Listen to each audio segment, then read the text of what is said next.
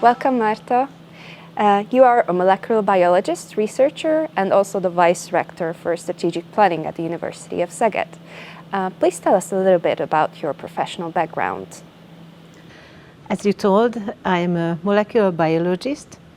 I graduated at the University of Szeged in 1988, and I started my career in the Biological Research Center of the Hungarian Academy of Sciences. I used to work on the field of plant molecular biology. Then in 1999, I shifted to human molecular biology, molecular genetics, when I started to work at the Dermatological Research Group of the Hungarian Academy of Sciences and the University of Szeged. So since that time, I'm engaged with human research, mainly focusing on the pathogenesis of certain human diseases, mainly skin diseases and genetically determined diseases. Are there any specific diseases that you're focusing on? Yes. When I started to work in the Dermatological Research Group at the Dermatological Department of the university, my research focused on psoriasis, which is a rather common skin disease. It is uncurable, but the symptoms can be resolved, and the immunology and genetics research both were very, very important in the last few decades in elaborating the most effective therapeutic modalities for this common disease, the so-called biologicals.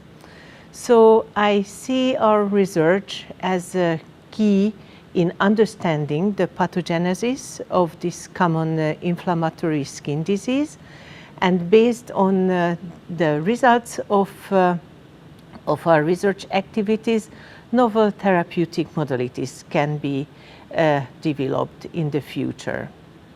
The other big group of diseases are the so-called genetically determined diseases.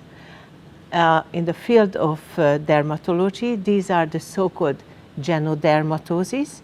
They are rare diseases, and it is also extremely important to identify the genetic background of these diseases in many reasons, such as understanding the nature of the disease, to tell prognosis for the affected patient, and also it can be extremely important for the family planning of the affected families. And additionally to the big group of genodermatoses, we are also involved in research activities related to neurodegenerative diseases, mainly genetically determined neurodegenerative diseases. Finally, I would like to mention that in the last 1.5–2 years, we are also engaged in COVID-19 related disease, we have launched the so far biggest research program for the understanding of the genetic background, the host genetic background of the COVID-19 disease. This research program we perform in a very close collaboration with our colleagues at the University of Pécs.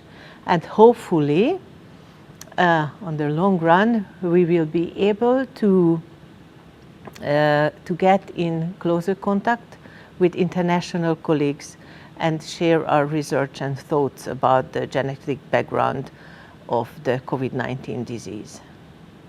Why was this field interesting to you? Why did you choose to pursue this research area? As I told you previously, I was engaged with plant molecular biology. That was extremely interesting, and I was very, very happy to work on this field. However, I always felt that my results are relatively far from the real world. When you work on the genetic or molecular background of human diseases, you always have this very heartwarming feeling that you are very, very close to the real world. The samples that you work with are mainly from human resources. We get our research material mainly directly from the involved patients. And it is also a very nice feeling to know that sooner or later our research will be somehow part of development processes, and sooner or later at least one little piece of our results will be part of a developmental process, and at the end it will reach the patient and will be part of new therapeutic modalities. What are the greatest challenges that you face during your research? Well, the biggest challenge, I would say that molecular biology and genetics became a kind of industrialized field in the last few decades. It is because the technological developments made it possible to develop so-called high throughput techniques in sequencing, in understanding the pattern of gene expression in the cells, in the different tissue types, in the healthy and in the diseased tissues. And these so-called high throughput methodologies result in an unbelievable amount of data. And to analyze this data needs very deep bioinformatics knowledge, and the interpretation of the analyzed results needs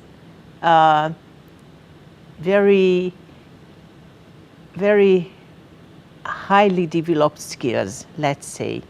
When I was a university student, we were not trained for for the use of such high throughput methodologies and the analysis of the results coming out from these high throughput methodologies. It is really a challenge to be updated all the time, to follow the literature of the field, even a relatively narrow field. It is a big challenge to follow the literature. But if you have good students, good postdocs, these tasks can be shared. And then finally, the most important is that the research group must be very good and must produce good results. So the challenges are never individual challenges, but the challenges must be distributed among the members of the research group. And as it is true for many fields of sciences, molecular biology, molecular genetics is a teamwork. It's never an individual work. We cannot work in an ivory tower by ourselves. How many people do you have in your research group? Well, it's rather hard to answer because we always have ingoing and outgoing graduate students and PhD students. Actually, as researchers, I work with approximately 10-12 colleagues. You previously mentioned the importance of international collaborations and your hopes of collaborating internationally. How do you value the role and the importance of intercultural collaborations? Yes, it's absolutely vital. We have to collaborate with our international colleagues in all of the fields, and it is mainly true on the field of rare diseases. It's because probably in Hungary we can identify, let's say, 3 or 4 families with the same disease, and if we unreveal the genetic background of these patients, we can establish phenotype, genotype associations. However, if you want to interpret these domestic results, you have to see also the international results, and very often we have to communicate directly our results with our international partners. Actually, in this field, our research group has the tightest international collaboration with a research group in Newcastle, UK, since mid 2000s. So we've been working together for at least 15 years now, and our collaborative work resulted in the novel interpretation of a group of rare skin diseases, genodermatosis, and based on our collaborative efforts, even the nomenclature of this rare genodermatosis disease group could be changed recently.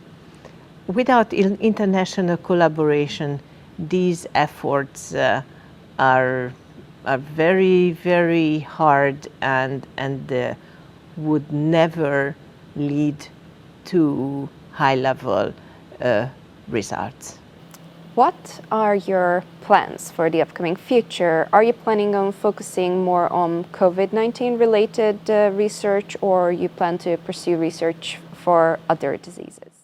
Actually, the groups of diseases that we are focusing with our molecular biology and the genetic results are research already pretty widespread.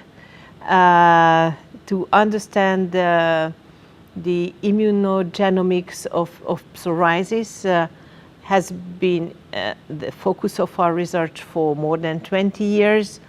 And there are still a lot of very interesting and very important questions we would like to answer. Recently, we started a new research group with our colleagues at the Department of Neurology, focusing on on certain groups of genetically determined neurodegenerative diseases. So we remain on this path, and obviously we will continue our work on the group of genodermatosis. We will still focus on the genetic background of these diseases. However, we also plan to shift our attention a little bit in the future to the epigenetics aspects of these diseases. And obviously, we started our research program on the host genetics, host genomics of COVID-19 2 years ago. We still have a project running on this topic. We already have a lot of data based on our sample collection. All these data we received with the already mentioned high throughput genetics and transcriptomics methodologies.